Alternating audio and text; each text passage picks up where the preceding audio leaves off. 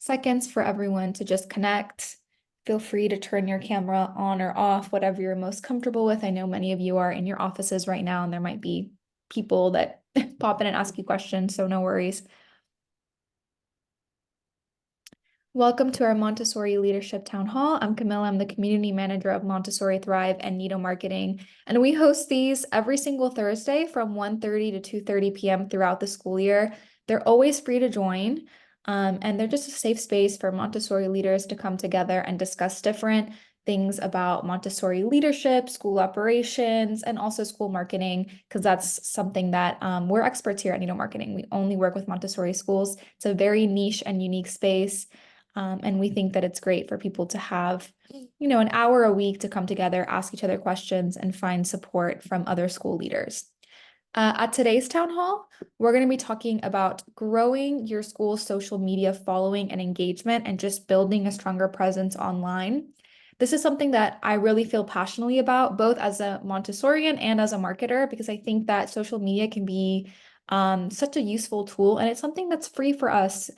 We don't have to invest any money per se. It's more about being strategic and putting time towards building a presence on this platform. So in today's presentation, I'll discuss a couple things, and feel free throughout the call to unmute yourself to ask a question. You can utilize the chat. These are very much interactive, so feel free to share your ideas, comments, or questions throughout the meeting. Just a brief overview of what we're going to be talking today. The bulk of today's call is going to focus on Instagram, because I think that this is probably, for now, I don't want to say forever because things are changing all the time, social media and the digital world. Instagram is very popular amongst specifically millennials.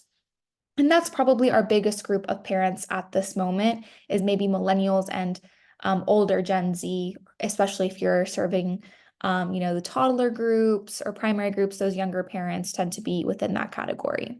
And they are very familiar with the Instagram platform. What kind of content to post specifically on Instagram? Because you have to be careful about the type of content you post. It's very much a visual platform. What kind of goals you can set in terms of engagement and growing your followers, how your team can help you. So how other staff members can pitch in and help you build your presence. It's certainly something that you don't have to do on your own as an administrator. And what other platforms are available for you to build community and grow your engagement on, such as Facebook, Twitter, YouTube, etc. These are all great platforms that you can leverage for free. This takes a little bit of time and investment in that, but it's not a financial investment per se, to build your school's online presence. We'll also be sharing a couple of resources along the way to help you. And hopefully at the end, we'll have some extra time for Q&A. So if you want to ask any questions, you're free to do that as well. I also want to point out that this meeting is being recorded and we're going to be posting it on our YouTube channel. So if you miss anything or you want to reference anything that we discussed later today, you can go to Nido Marketing's YouTube channel, and we post all of our town halls there as well. So you can reference them or look back on them whenever. All right, since this is a collaborative call, I'd love for everyone to introduce themselves in the chat. You can just drop your name and what school you're joining us from, just so we get to know one another, see where we're joining from. I'll just take a moment for everyone to drop in what school are you joining us from. I'm assuming the majority of you guys are administrators or office staff. Maybe you guys are both administrator and guide. Miranda says Amelia Island Montessori School. Hi, Miranda. Rachel's joining us from East Bay Montessori. Amazing. Tracy Coleman here from Grow Montessori. Rachel from Oak Haven Montessori. Hi, Rachel. Grace is here. She's Director of Faculty and Program Development at Keystone Montessori. Chelsea, Marketing at South Coast Montessori in California. Sawyer, Three Tree Montessori. I'm multitasking today. No worries. I think we all are a little bit. All right, great. We have a good group here. So as I said, feel free to drop questions, comments, or anything throughout the presentation today. I'll make sure to keep an eye on the chat and make sure those things are addressed. We're also live on our Facebook group, so if you're joining us from there, feel free to comment on there as well. All right, let's start talking about Instagram. So really, we are kind of in the age of Instagram. Who's to know how long this is going to last? It could be 5 years. It could be 2 more years. These apps are very trend driven, and Instagram has been one that has been around for quite a while. So I think that it's worth understanding the app, learning it, and understanding that also it's an ever-changing application. So there's always changes and updates being made to these platforms. So it's kind of good to stay alert and aware of what's going on. Um, as I mentioned earlier, millennial parents are much more likely to be using Instagram on a daily basis over Facebook. Although Facebook is still a popular platform, it's more of a Gen X or boomer platform, which can be a great place to still connect with people. But unfortunately, that's not necessarily our target anymore. So it's important to put a little bit more effort, I think, into the Instagram space. I put the question here, does this mean you should still post on Facebook? Question mark. I do think it's still worth posting on Facebook, and I'll explain a little bit more why when we talk about Facebook later on, but I do think it's worth posting in as many places as you can because it doesn't cost you anything. Something that you can do as well is just take the temperature at your school because you don't want to overexert yourself on platforms that are not being utilized by your community. So something that you can do is figure out where your parents are and what they're using. Something that could be helpful is conducting a survey. You can use SurveyMonkey, you can use Google Forms or Google Polls, which are free to use. You can mail that out in an email. Um, you can also just check engagement, keep an eye on engagements. I know in the past year, many people have experienced a significant drop in Instagram engagements, and this is due to Instagram running a lot more ads on people's feeds. So it's nothing to do with your content necessarily. If you were doing great before and you've noticed, I used to get 50 likes and now I'm getting 10. It's not your fault. I think the platform has changed. Just keep posting. People are seeing it. I think people are just changing how they interact with content. And ask prospective parents as well how they learned about your school. So if they come in for a tour, be like, did you learn about us through social media? Did someone, recommend you to us? Was it an ad? So that way you get a sense of, oh, people are actually finding us through Instagram or Facebook. So it's worth, building that up even more because it's a way that people are finding us online. So I recommend conducting surveys or just asking these questions so that you get a feel for where parents are being active. This is a sample of one of our social media parent surveys. It's just a very, very short questionnaire that you can hand out to parents in your community. You can do this via email too. You don't have to, you can input it into a Google form, but it just gives you an idea of, oh, parents are using social media daily. So it is a good place to post school events, school updates, etc. It gives you an idea as to what social platforms people are active on. If they follow or engage with your school on social media, I think it's something that could be helpful. The full template's available on Montessori Thrive, but here's a little sneak peek. It's something that you can just put together in a couple of minutes as well. I recommend doing this if you're not sure whether you should really focus a lot of time in your Instagram or not. So getting started on Instagram, adapting and understanding new features, because there have been a lot of significant changes to Instagram's features in the past year or two. So I'm going to talk a little bit about those and how you can utilize them. First and foremost, you really want to make sure that you're building a professional profile. Best practices for Montessori schools is to select a username that is simple. My favorite is just the name and your Montessori. You can add an underscore in there to break things up. Name Montessori school, maybe city. I know some schools have multiple locations. Maybe you have, an Instagram for each town. That's another option. But keep the name as simple as possible. Hopefully your school's name is not taken by a different school in a different area, but you can always add an underscore or a dot. I recommend setting up a business profile. This is easier done on a smartphone. A lot of setting up on Instagram is easier to be done on a smartphone because it was designed as a smartphone app first. So you're going to notice that it's going to have limited capabilities when you try to set things up on a computer or laptop. Tablet, smartphone is going to be a lot easier. Your profile photo should always be a school logo, and it should be a clear graphic of your school logo with just a plain background. I see sometimes people posting, Montessori materials or a picture of their building. I recommend just finding a good picture or image of your school logo and making that the profile picture. In your bio, you should always state that you are a Montessori school, what ages you serve. So we're a Montessori school. We serve children ages 2 to 12. Great. include the location. And if you have an accreditation, include that as well. So if you're AMI, AMS, or any other accreditation, state that in your bio. And you should always include a link to your website in your bio. These are just the basics of setting up your account. If you don't have this information in your bio, or this isn't how you don't have the right profile picture, I recommend going and editing this because this will make your profile look that much more professional. Setting it up as a business account is something that's pretty simple. Again, I recommend doing this on a smartphone.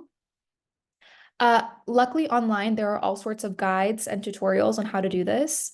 It's a very basic three-step process. Usually you can also link your Instagram to your Facebook account because it's owned by the same company. So they're both owned by Meta. So oftentimes when you go to post something on Instagram, it'll ask you if you want it posted on Facebook as well because they're interlinked. So you can set it up in a way that it's connected to your Facebook and you can post at the same time, which is going to save you a lot of time, honestly. So I recommend doing that. This will also help if you're running any ads on social media. So if you're paying for advertising on Instagram or Facebook, it's definitely best to have a business account. This will allow you to, check the performance of your ads, look more into your engagement. And also, if you have a business account, you'll be able to see, little charts and things like that if you're a very data-driven person as to how your posts are performing throughout the month. Here's just a snippet. This is from our own Instagram, but you see our profile picture is the logo. We have the name of our business, what we do. We also have a link to our website. You can see that it's a professional account because it has a professional dashboard. This is what I mentioned. If you set up a business account, you will have the professional dashboard and you'll be able to see how your posts are doing. I have here as well a couple of Instagram story highlights where people can learn more about our services. You can do this with programs, maybe you have an open house highlight or materials highlight, etc. So this is pretty much how you should set up any business account, especially your Montessori school. Let's talk about some of the newer features. They've been around for a while now, but some people use them, some people not so much. So many of you have probably heard of or are active on an app called TikTok, which is very popular, especially amongst younger people. And this is a short video app. And Instagram, in an attempt to keep up with the popularity of this application, this competing application, they introduced Instagram Reels, which basically works almost identically to TikTok, but it's on the Instagram platform.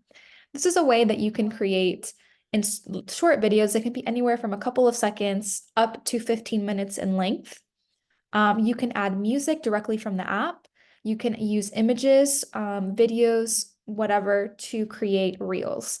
I recommend that you use reel content or video content on these apps if you can, because video content is so much more valuable nowadays than images.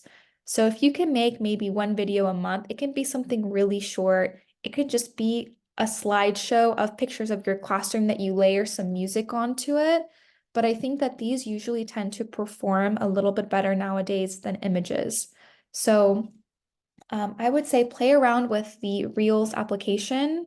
I mean, the Reels feature on this application because it's something that is growing in popularity. And it's very easy to use. If you're uploading a video, it will automatically upload as a reel. So you don't really have to do anything differently. It's just like posting any other video before, but it will pop up as a reel.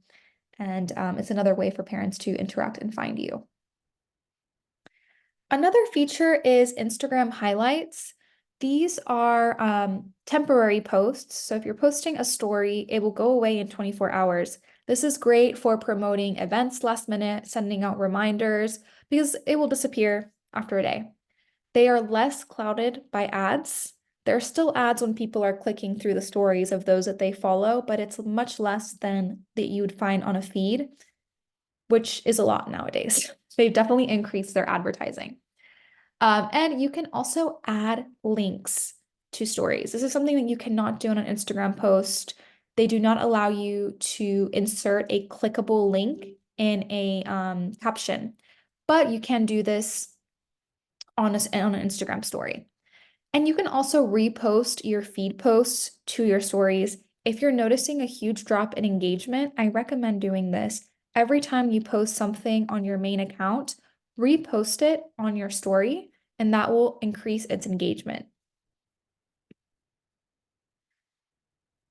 Also, Instagram story highlights offer us a branding opportunity to make our profile look even cleaner and more professional. Um, you can create Instagram story highlight covers on Canva. I know many of you are familiar with Canva. I do believe it's free for schools. If you sign up and register as a school, you don't have to have, I think if not, it's 15 or something dollars a month, but if you register as a school, it's zero. You can create beautiful story covers. Um, and you can create a variety of different categories. Here are just some examples: parenting resources, programs, events, fundraising, summer camp. I've seen many do this. There's a school that has a great Instagram account. I always like to check out what other Montessori schools are doing. They're called the Clover School, I believe. I always give them a shout out whenever I talk about social media because I think they have a really good marketing team. I think they're based in Canada. I recommend you checking them out on Instagram. They utilize this, and when you go on their profile, it looks so professional. You can tell all of their branding, their school colors. They're utilizing reels. They're using Instagram stories correctly. So if you're looking for some inspiration, Clover Montessori School is great at achieving this. Features you should know about. Carousel. This is where you're posting more than one picture in one post. Now very common, and people will swipe and be able to see multiple images. This is great because it makes you can post more in one post and not be so annoying to people's feeds. You don't want to cloud people's feeds either, because then they'll mute you. So if you want to add one post, this is great, for instance, if you're having a school event and you want to share 10 pictures, I think it's a 10 picture limit. You can do that all in one post rather than have to do 10 separate posts. It used to be that way back in the olden days, but now you can post more than one picture. Another feature that you should know about, and something that sometimes people are a little bit confused about what it is, how it works, is hashtags. That's just something that you kind of use the hashtag symbol and it is one word all connected. So even if you're typing in 3 words like Montessori school community, you do not put a space in between them or else the hashtag will not function. This will help you with 3 things: discoverability. So oftentimes people search hashtags. So when you're searching for things on the app, you can put Montessori School, Houston, Texas, and you can put hashtags, and it will show you all of the posts that use that hashtag. So if you're using hashtags like Montessori parenting or Montessori schools in my city or your school name, people can look at all of the posts with that hashtag. This also helps with audience engagement and encourages the user to engage in participation and conversations. Because again, people are trying to look at content that they're interested in. And it also helps with content organization because again, you're basically labeling your content for the app through hashtags. So I do recommend using a couple on your posts. It can be a great way to help with discoverability. Some tips for hashtags. Hashtags must have no spacing, numbers, or punctuation, as I mentioned. Example, hashtag Montessori school name instead of the spaces in between or the dots in between, because that will not make it an effective hashtag. You should always use a hashtag in a school hashtag. So if you have one for your school that you've come up with, for instance, my Montessori school that I worked at was Northwood, it would be hashtag Northwood Montessori, and we would use that under all of our posts. And hashtags really are just descriptors of what's going on in the picture. So think if you're posting a picture of the pink tower, you can put hashtag pink tower, hashtag my Montessori, hashtag sensorial Montessori materials. So think about it as a descriptor for that picture. And of course, think of your target audience as well. Another good tip is doing hashtag Montessori moms in Houston, Texas. That makes it very niche, but it can really be a way to pop out. Here, Rachel asked, do you know if Instagram is now docking posts that use too many hashtags? I've heard that rumor, but don't know if it's true.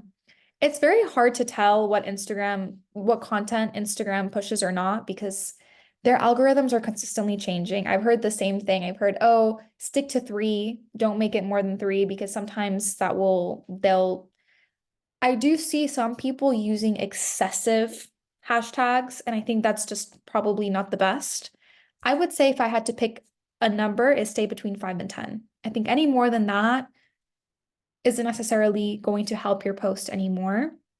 I think that's a good question, but it's really hard to tell what kind of content is being pushed. What I do know for sure is that what helps engagement is posting on your story, or like reposting all of your posts on your story and focusing on video content. Instagram is really pushing video content. It's trying to compete with TikTok. That's why. That's what we know about the algorithm right now, but it's always changing, unfortunately for us. Instagram and device compatibility.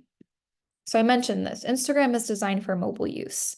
It is not an app that we really use on our desktops. Facebook we use on our desktop and computer all the time. I usually have a Facebook tab open all the time, but Instagram is something that you're navigating more often than not on a tablet or on a smartphone. This is something to keep in mind when it comes to the content you're creating. So video content, you want to film it vertically rather than horizontally. Sometimes it's fine to do it horizontally. We post horizontal videos because sometimes we want to repost things on YouTube, and YouTube is horizontal. It's mostly on a desktop. But just keep in mind that this is content that is mostly being viewed on a smartphone. So make sure that it looks good on a smartphone. So what can you do on a desktop? Because again, the capabilities of Instagram are limited. So posting a story, you're not going to be able to do that really on a desktop, but you can do it on a smartphone. You can, however, post main feed posts from your desktop. You can also respond to private messages or DMs. And you can send messages to other accounts on Instagram, and you can interact with your main feed, such as liking or commenting on other people's posts. What kind of content works best on Instagram? I can't talk about Instagram and not talk more about Canva. I think this is probably the best tool if you don't have a graphic designer on your team, which most Montessori schools don't. Maybe you've hired a graphic designer to do bigger projects such as your brochure or your logo, but probably not there every day to create social posts for your school. So this is something that you can utilize. It's a tool that I recommend. It's a lot easier to use than Photoshop or Illustrator, and it's free. Photoshop and Illustrator are not. You can upload things like your school logo and other graphics, and you can use them throughout different graphics you create. It also has a setting to create Instagram posts to scale, so you don't have to worry about warping your pictures or resizing them when you post. And it's really easy to create social posts in seconds. They have loads of templates that you can go in and you can easily update the colors to fit your own school branding. So I highly recommend using Canva if you don't have a huge stock photo library, you don't want to be there in person in the classroom every day taking pictures.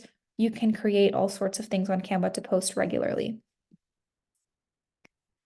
I see you're in the chat, Chelsea. You can also schedule posts through Meta. Absolutely. So if you don't want to be posting live on the spot every day and setting a reminder, oh, I have to post something today, you can schedule things out. And I recommend doing this if it becomes overwhelming to remember, or it's usually not on the top of our list. So you can schedule things out. You sit down with yourself, maybe, a couple of minutes a week. You schedule out posts for that week or that month, and you don't have to worry about it until next month. So that's a great point. Thank you. Thank you for pointing that out, Chelsea. Something I want to mention is that Instagram is very much a visual platform. Luckily for us in Montessori, we're very visual people. This is why our environments are so beautiful. Our materials are amazing. So this is a space that we can really thrive on because we have so much beautiful visual content to share. I think that great photography is key. Luckily nowadays, iPhone cameras are great. Also, if you have other Androids, they're amazing cameras too. I recommend just having someone in the classroom taking pictures from here or there. Kids are used to seeing phones, which make them a little bit less of a distraction. That's something that is not a good or bad thing necessarily, but it means that if someone is going throughout the classroom, taking pictures here or there, it's not necessarily going to disrupt the flow of the day. So that's something to keep in mind. Videos are also important. Again, you can just do this on the fly with a smartphone. You don't need to have a professional camera necessarily. Don't be intimidated to create content using just a smartphone. There are less opportunities to link to your website when it comes to Instagram, so you have to do that on your story. So be strategic. You can always comment on people to click the link in your bio, which is your website link, things like that. Um, because ultimately, the goal of a lot of these social platforms is to get people to interact with you. So whether that's like a comment or see what's going on, and then redirect them to your website so they can make some type of conversion. Because on your website, they can schedule a tour, they can learn more about your programs, they can fill out an inquiry form, they can call your school. So it's kind of a way to funnel people in. So your content should be redirecting people to your website, whether you're saying, oh, we have published a new blog on our website, check out our blog section, go to our main website, link in bio, and click on blogs to read our newest blog about positive discipline.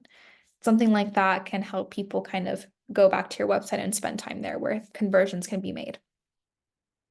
Captions matter less than they do on platforms like Facebook because of the nature of it being a visual platform. So don't spend so much time stressing out over captions because it's really not as important as you think. Same with hashtags. Like I said earlier, 5 or 10, just come up with a couple basic ones. It's not something that I recommend stressing over. And also trends are important if you want to look professional and relevant. So, just see what other Montessori schools are doing. I recommend following other Montessori school accounts. If you're looking for inspiration, our Montessori community account is Montessori Thrive. We follow a lot of great Montessori schools. Many of them are our clients, many of them are not. We like to look at what is going on in the Montessori space. I recommend taking a couple minutes if you're looking for inspiration to just see what other schools are posting and how they're engaging. Like I mentioned earlier, Clover Montessori School is great on social media, and there are several others that I'm not naming now, but they're out there. I wanted to show some samples of graphics, and I have the good or bad. These are from Canva. Again, Canva is a great tool, and you can use it. It's super easy. I created both sets of these in a matter of seconds. I just want to point out that you want to be strategic as well with the visual content that you're putting out there, that it's relating to your brand and to the Montessori brand, because Montessori tends to be a very niche space, and we have our own individual materials. We have a different target audience than that of a public school or a more traditional school. So these are just some examples. I'll talk about why one is good and one is bad. So on the good side here, you're seeing graphics that include Montessori imagery, so the materials relate to Montessori. The colors are a little bit more toned down, which usually is the theme with Montessori schools, not every school. Some schools are okay with using more vibrant colors, and that's great if you're one of those schools. Clover School, which I mentioned as one of my favorite social media examples, use bright colors. They use bright colors very, very well. But it's about making it cohesive. Um, Actually, the picture on the bottom here on the good side is a picture from Canva's stock photo library. So that, again, they have a great collection of Montessori stock photos that you can choose from. You can also upload your own photos, which is the best option, but they do have a little library if you don't want to go in there or take pictures, or maybe you're a school that's just starting out and you don't have a lot of pictures yet to share. But these are a little bit more connecting to our Montessori approach and philosophy and mission. Here on the bad side, you're seeing images that are usually a little bit more related to traditional schooling. We don't really use chalkboards that much to teach a classroom. And the bottom one is just doesn't really say anything about Montessori or show our materials. It doesn't say anything about a school. It could be from any school. So just keep in mind that you want to display a very professional and cohesive visual experience for people who are interacting with your content. Again, the best way to do this is just to see what other schools are doing. I also want to talk about writing captions with AI. I'm not sure how many of you all are using AI, but it's something that I feel like we're going to be talking about more and more because it is a great tool. I see here in the chat. Thank you for joining us, Rachel. Um, but AI is something that I think we're going to be using a lot more for everything in life. And something that you can start out using and testing is ChatGPT. We talked a little bit about this at last week's town hall. This is a free AI tool. You just have to create an account. I believe you need an email address and to create a password. And if you just Google ChatGPT, it's the first link, and you can create and set up an account. And basically, you can ask it to do all sorts of things. You just have to prompt it to do so. And something that you can do is help you create social media content. You just have to prompt it correctly. So for instance, here's a sample prompt. If you go to ChatGPT and you type in, write a 2-sentence caption for a post for a Montessori Instagram that describes the benefits of mixed age grouping, include hashtags. And in a matter of seconds, you will have a caption that you can copy and paste with hashtags. So you don't even have to think about it. You don't have to brainstorm it. It's a way that you can utilize the tool. You can also help it. You can also use it to say, can you help me with ideas for social media posts for a Montessori school? And it will come up with a couple of ideas for you that you can take. It can be more helpful than Google sometimes. I do think we're going to see ChatGPT being used almost as much, if not more, than Google in the future, or similar AI tools, because their capabilities are very impressive. So I recommend creating an account and exploring a little bit of, it's very easy to use. You don't have to be tech savvy to use AI, although it sounds like something very intimidating, or artificial intelligence. And it's actually just, you type a bunch of commands and see what it can do for you. I also just recommend it for your personal life. I make grocery lists and things like that. Don't underestimate the power of ChatGPT. It can be a great tool to help you with all sorts of things for administration. I hope in the future, once we learn a little bit more about its applications, we can host a town hall on how school administrators can use this to just make their life easier. Because I don't think any of us want to be on the computer all day. Here are some samples of some Instagram captions. So again, we kept it very short. You'll never find a paragraph that's super long unless it's maybe an event. So here, we believe that when an environment is set up appropriately, it can help a child develop independence, coordination, concentration, and an internal sense of order. We have a picture of our Montessori environment. This is a sample of a post, just a very simple, basic one. Here's another. Morning routines can be challenging with young children. What are your hacks to make your routine a bit easier? Comment below. This is inviting parents to share their hacks. What do we do? Do we have a chore chart? Do we have a morning routine chart? So that's just a fun one. Something else that I want to point out, and I mentioned this earlier when I said that Instagram is very much a visual platform, is to use graphics with school colors. I think the schools that do this successfully have an Instagram account that when you're scrolling, you're like, wow, this school their brand is very visible and tangible. They're consistently using their school colors in the backgrounds of these graphics rather than just a mix of a bunch of random colors. They're including logos over their photos when possible. Again, this is easy to do on Canva.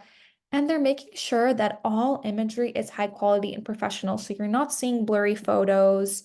You're not seeing things with a bunch of filters. I don't think people are using filters as much anymore as they used to back in the very, very early days of Instagram. But everything looks very clean and polished.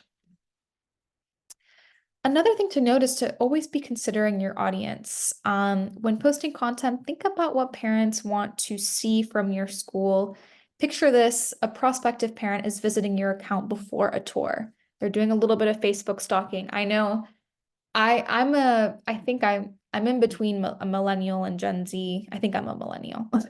And I look at something's Instagram before I go maybe to eat, I go to look at their restaurants Instagram. Whenever I go to a city, I look at Instagram to find inspiration as to what to do in that city.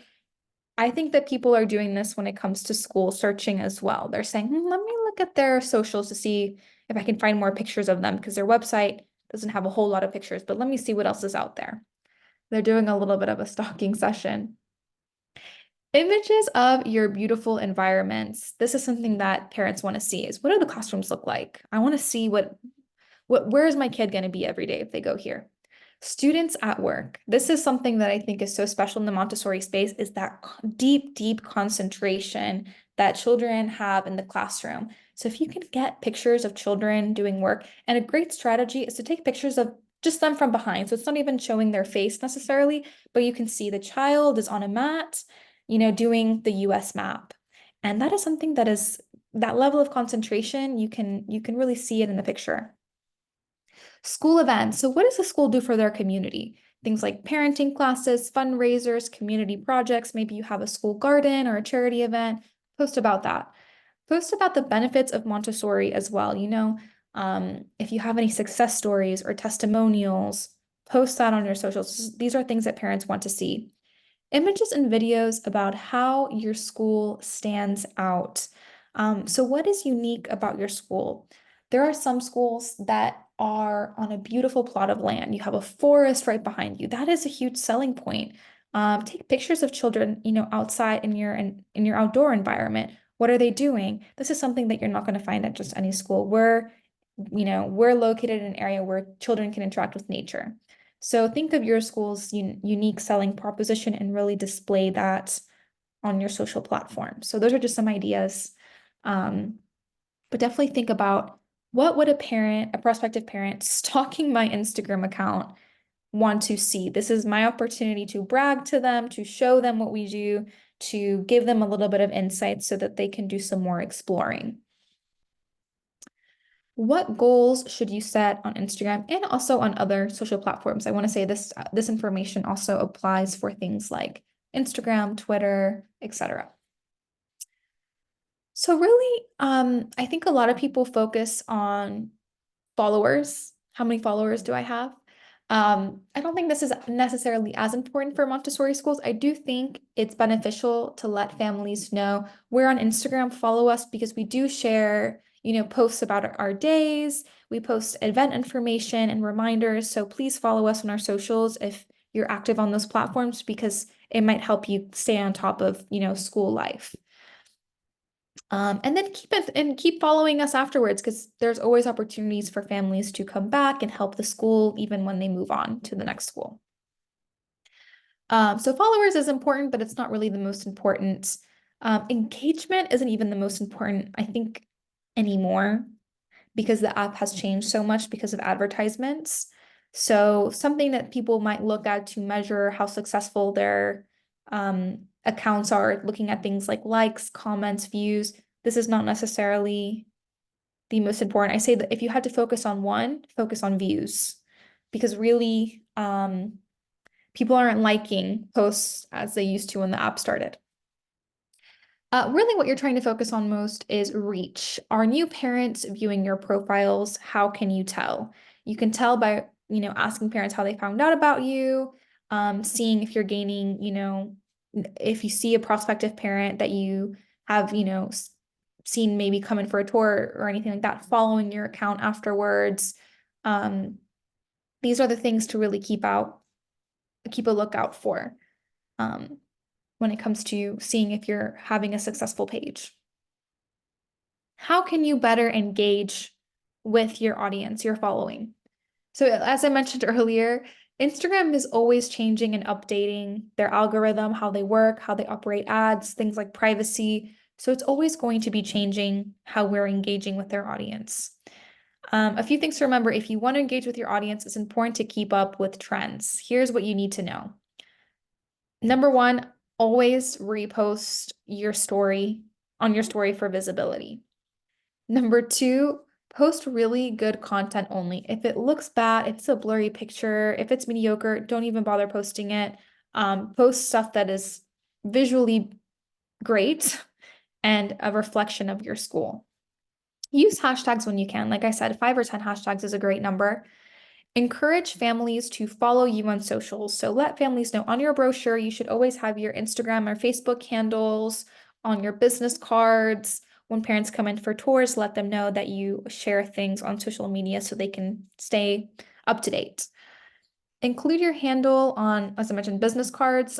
Likes do not equal success. This is something that I think we get discouraged on. We post something and we see that it only gets 4 likes. That doesn't mean it's not worth posting. Parents are still stalking your socials, looking at those pictures. So don't focus so much on that. And post frequently and consistently. And what I mean by this is maybe you're posting, you don't have to post every single day. Maybe that's a lot. If you can, then great. I don't even think that's necessarily the right number for us in Montessori, but maybe once or twice a week, I think would be helpful. Um, I think it does make a difference. It does um, look a little bit more professional nowadays, and it builds up your content on there so that when parents do visit your profile, prospective parents, they have a lot to look at and explore, which is interesting. How can your team help you thrive on Instagram? Because I very much want to let you know that you don't have to do all of this on your own as an administrator. Maybe you have a marketing team at your school. I know bigger schools have this. If you're not, and maybe you have a small office team, you can ask for collaboration because I'm sure that other people on your team can help with this. You don't have to run your own Instagram, delegate. It can be a great community effort. Ask teachers and assistants to take pictures every day or maybe once a week. And I recommend having a list of photo approved students in each class and invite photo ops when appropriate. We do have a photo release form in our Montessori Thrive collection. I recommend as soon as a parent enrolls, have them sign a photo release form saying, we use these pictures to post on our Instagram or we use them in blogs or on our website. But if you don't feel comfortable having your child on there, we completely understand. We'll make sure that they're not in any of the photographs. So you can have them sign a photo release form. And this is something that we did at the school that I worked at, is that we just had a printout of all of the names of the students that were approved for photos. After a while, teachers already kind of knew. Usually we did this, we looked more at the list at the beginning of the year, but it served as a reference of, okay, this person can be photographed for our social media. Um, and that helped us kind of build up a library of photos to use for socials. As Chelsea mentioned earlier on the call, utilize Instagram scheduling. You can do this either through the Meta app or you can do this on a spreadsheet. But I recommend kind of planning your posts ahead of time so that you don't have to worry about it in the future. You don't have to think about it every single day or once a week. You can say, I'm going to sit down 20 minutes a month, and that's my social media time. And we're going to get everything posted then. Organize a photo library. If your school has a stock photo library, great. You're going to use this for years. You can even recycle photos on your social media account. I recommend doing this. If not, you can use stock photo images from, Canva or other websites, but I think nothing is better than using your own photography. So if you do have photos, organize a photo library on your computer that you can easily access, and you can use those photos time and time again. I really recommend inviting your younger staff members to help with content. These are people that grew up on social media. They're really savvy. You don't even have to have a social media expert on your team. It's just someone who's active on the app who knows what's trending. Usually it tends to be younger people just because they have more time to spend on these apps and they're more used to them. But use their skills to help you. If you have an adolescent program, if you have a high school program in your school, you can help, you can use students' help to build up your social profile. This can be in a, I think about it as almost like yearbooking. I was on the yearbook club way back in the day, and nowadays Instagram is kind of our yearbook. We're sharing pictures of what happens in our classroom, we're sharing images. So it can be a way to get people involved, taking pictures of your school, creating content, making videos, shooting testimonial videos, things like that. Get people involved, because this will help you build a stronger presence online, which is important. What about other platforms? So outside of Instagram, I said we would talk a little bit about other platforms. something I wanted to point out again is that trends change. Platforms are going to continue to change in popularity. Right now, I think that Instagram and TikTok are very popular. I'm not sure how marketing a Montessori school has as much of a place on TikTok. Yeah, 'cause TikTok is a little bit more entertainment based. It depends. There's a lot of different uses for TikTok nowadays. But I think if you have to focus on one, focus on Instagram and then Facebook. Um, Twitter is one. Some schools have a Twitter account, some don't. I don't think that it's necessary for your school to have a Twitter account. Um, I think it's better to have an Instagram and Facebook, but if you have the capacity, sure. And you can use Twitter for reminders or sharing your blogs or redirecting people to your website. YouTube is great if you have parenting classes or offer parenting resources. For instance, something you can do is something like the platform of our town hall where we host Zoom calls, we record them, and we post them on YouTube. You can do this with parenting classes, and you can build a YouTube channel of free parenting classes. This can be something that's very helpful and beneficial to just having another way of people finding out about your school, and it's free. Something I want to point out about Facebook is the community building tools that it has, because this is something that's not offered on Instagram. You can join groups on Facebook, and there are so many groups that are beneficial for your school to join and create. If you have the capacity to do it, I recommend building a parent or alumni group. The parent group is great for if you have a PTA or if you have lots of parent organized events. If you're a nonprofit, you're fundraising throughout the year, you can have a group on Facebook dedicated to this, and you can assign a teacher or a parent to monitor that group. What I mean by alumni group, this is probably more if you have older children, so maybe upper elementary, middle, and you want to create a group for people to keep in touch in the future. I recommend creating an alumni group. This is great for later when those children end up going to college. You can get a testimonial from them, or you can see where they're at in life, and you can say, we have a group of people who graduate our program so that they can keep in touch and they can network amongst each other and talk about the Montessori space and their achievements once they move on from our school. So this is another idea for how you can utilize this group. I also recommend that your school joins other local parent and education groups. So look up, Moms of Houston, Texas, or Montessori Parents, Houston, Texas groups. I'm using Houston, Texas because that was where my school was, but you can use whatever city you're in. And join these groups, and you can post free resources. For instance, if you're offering a free parenting class to invite parents to your community, you can post it on these groups, and it will be a way for you to build a bigger network, and it's free. Again, you don't have to pay for an ad. It's just you post about it. It can be a great way to recruit future families and just offer free resources. As a leader, I also recommend joining leadership groups to find support in the Montessori space. You can join our own Facebook group, which is Montessori Thrive, where you can post questions about school leadership, resources, or marketing. There's another really great group I recommend joining, which is Montessori Administrators. And there's another one that's Montessori Leadership Community. I'm sure many of you are already members of some of these groups, but if you're not, I recommend joining them because you can ask all kinds of questions about administration, school leadership. If you have a parent conflict problem that you need some other opinions on, these types of groups are beneficial for you to join. I see Marina says, should schools join Instagram's new thing, Threads? I feel like Threads is kind of dead before it started.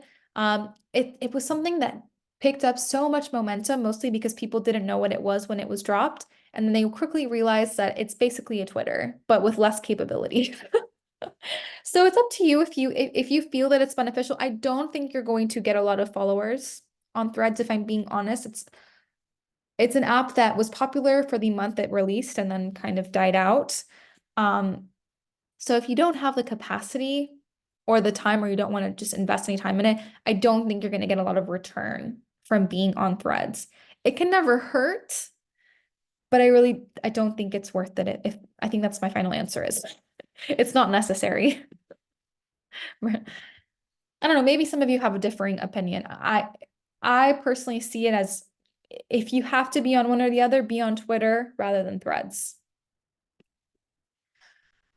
Video is the future. Again, content needs are changing, and the reality is that video content is more dynamic. It encourages more engagement. So creating great video content is something that your school should consider doing, and it doesn't have to be hard. All you need is an iPhone or a smartphone. If you have that, which many of our staff members do, you can do little clips throughout the day. There are all kinds of editing apps that are free. One that I recommend is Splice, the free app to edit phone videos. And you can also use Canva to edit videos. It's another free tool that you can use. But be recording videos and ask if you have older students or assistants to record things throughout the day that you can utilize for promotional content on your social platforms. We have resources to help you. If you're a Montessori Thrive member, we have our Montessori Thrive Resource Exchange where you can request any resources, social media related or not. We have our private school leadership forum. I also recommend joining our Facebook group. We have these weekly town halls that are always free to join. You don't have to be a Montessori Thrive member to join our town halls. Our YouTube channel where we have several videos about social media, posting for schools, and of course all of our past town halls.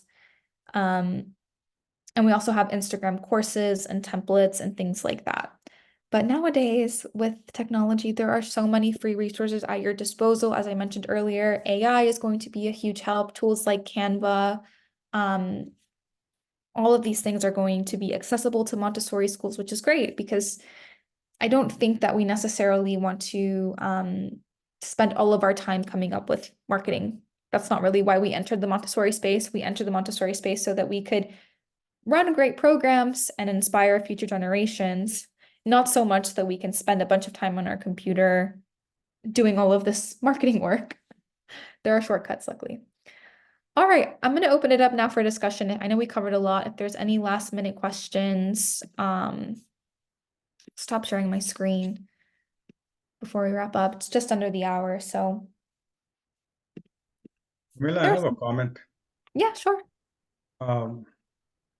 What appears to me is that to have an effective marketing, social media marketing for a school, you literally need someone like a professional, like Camilla or Elizabeth, to drive something like that.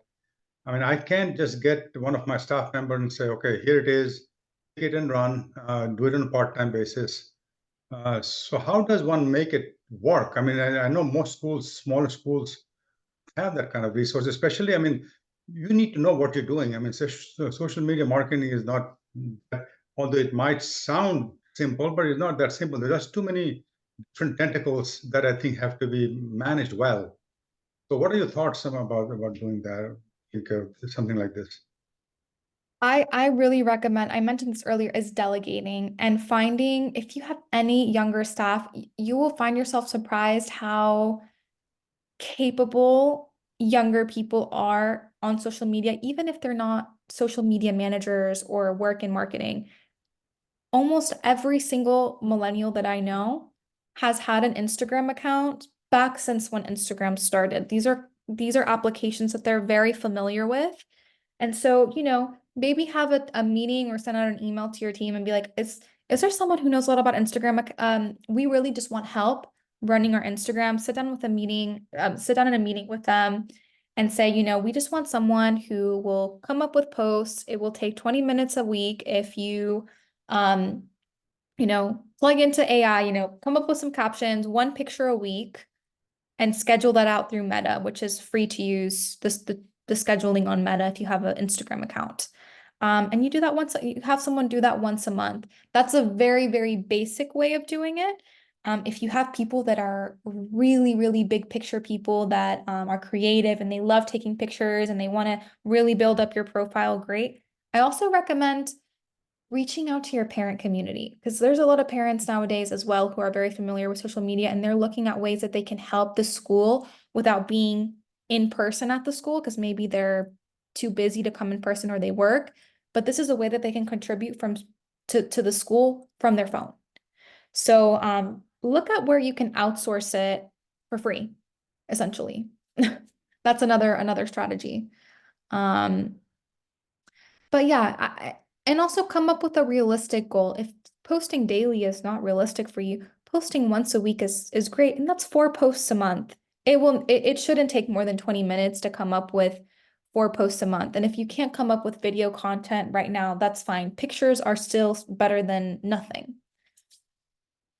But I hear you, it is a challenge The still. problem I find is that I mean, we had hired a person, a young person, Hmm. whose responsibility was to manage admissions and marketing. Hmm. This individual is getting so bogged down with admissions itself, which is, I mean, especially on certain times of the year, that she can't focus on anything else. I mean, that's Right. the difficulty in practice I find.